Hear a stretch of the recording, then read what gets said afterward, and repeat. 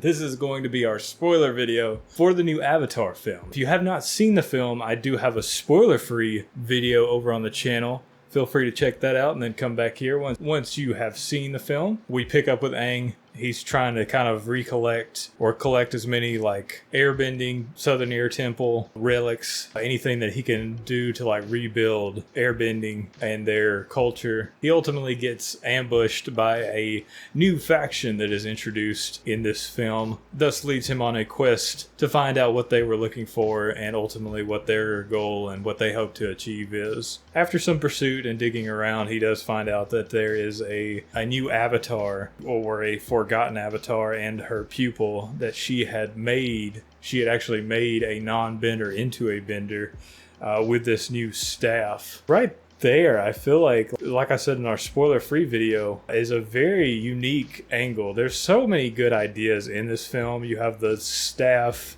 that can essentially make non-benders into benders. That is such a cool idea that is not fully utilized in this film, unfortunately. You have another airbender, again, not fully utilized. I did like his character. I just feel like we could have done more with his moral dilemma. Things that he was facing, essentially PTSD from having seen all of his brothers and sisters wiped out firsthand. Definitely dealing with some trauma there. And it is not fully fleshed out or utilized here.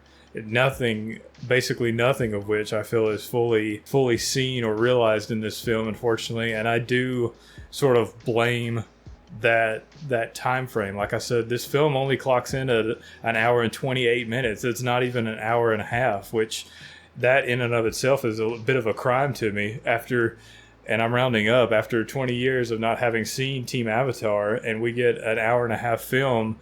It should have been, to me, I think it should have been 2 hours bare minimum, especially since we've got so much that we're cramming into this film. A new faction as an opponent, a forgotten avatar, a new staff that can make benders. There's a lot that this film is juggling, and unfortunately, none of it gets time to breathe as I feel it would have if this was a season of a show versus what we got as a film.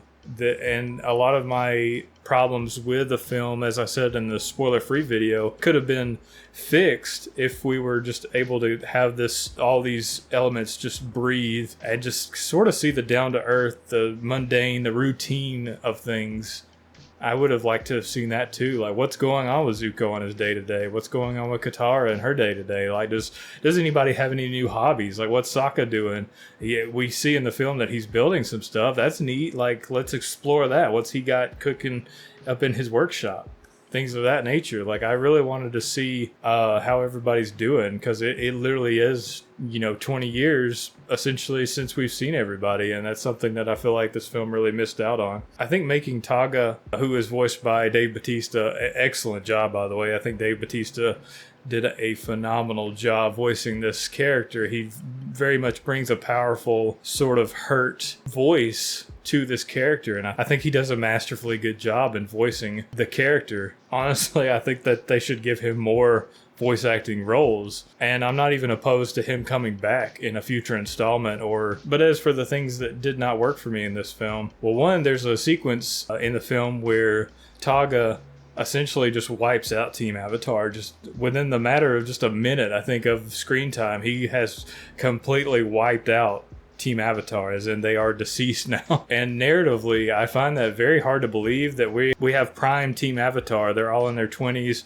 They're at the peak of their bending capabilities, fitness, just health overall. And to see them just wiped out in just a matter of a minute, basically, is very shocking to me. I do not buy that, narratively speaking. I think that was a misstep. Not to mention that Taga himself has just been frozen for an unspecified amount of years. So to see him to basically just be unfrozen and come out the gate swinging the way that he did, I do not buy that narratively. I think that is a beat that did not work for me. And then I kind of want to skip around some, if you don't mind. The ultimate climax of the film, where we have Aang face Taga, and they're essentially like mega evolving, like this is in a Pokemon game or something. They are over here Gigamax evolving, Mega XLR, doing all kinds of shenanigans, like drinking the Kool-Aid. I don't know what all they're doing, but it feels, to me, it almost feels so far removed from what Avatar is. Not to say that we're not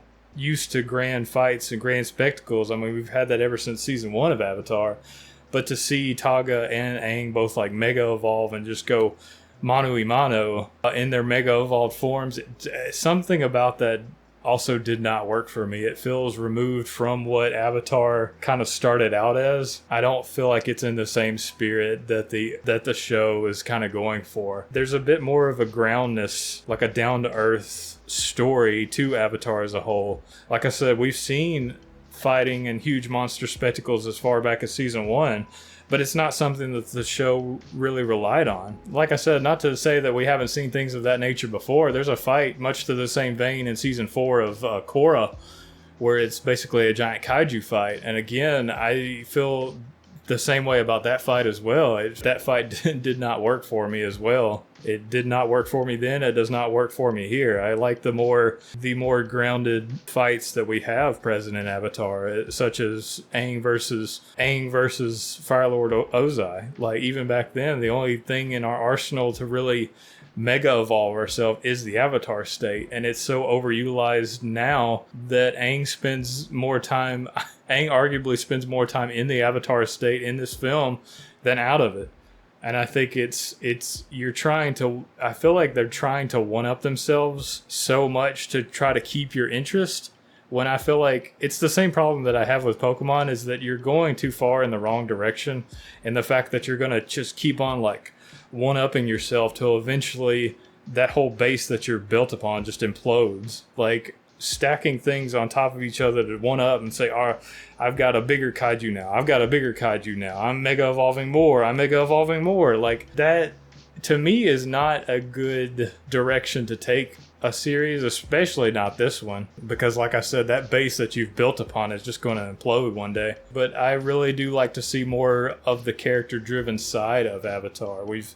I want to see more of the emotional side of it, rather than huge, Goku fights, huge like Dragon Ball fights here. Like, basically my thoughts are, if I wanted to see a Dragon Ball fight, I would have gone to see Dragon Ball. Like, that's not what I'm here for, essentially. And that's probably just a gripe on me, but again, I feel like it's just so far removed from Avatar. Not to mention, and I'm jumping around again, but the part that they've been all resurrected after being eliminated, nobody's really upset by that. And I feel like there would be some point of contention there. Like, somebody, at least one of the group, would be just outrageously angry at Aang for essentially letting this happen. Katara kind of is a little bit, but not really.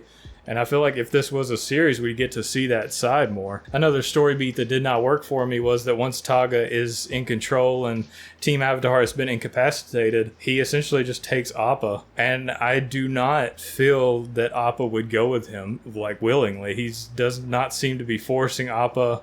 Appa does not seem to be fighting back or any type of distress. He seems to just be going along with it. And that seems so out of character even for Appa. Like, this is a creature we're talking about, and I feel like Appa would do his best to fight Taga, and would absolutely not go along with his plan. Like, it seems a little bit bizarre to me that was a creative choice that made it through to the end. Like I said, there is a lot of room here to air these things out, sort of like improve upon these story beats, if this were a season of a show. But like I said in our spoiler-free video, I really do hope that Paramount sees this and hears the feedback from the fans, ultimately wanting to pursue more animated features. With all that being said, thank you for sticking with me.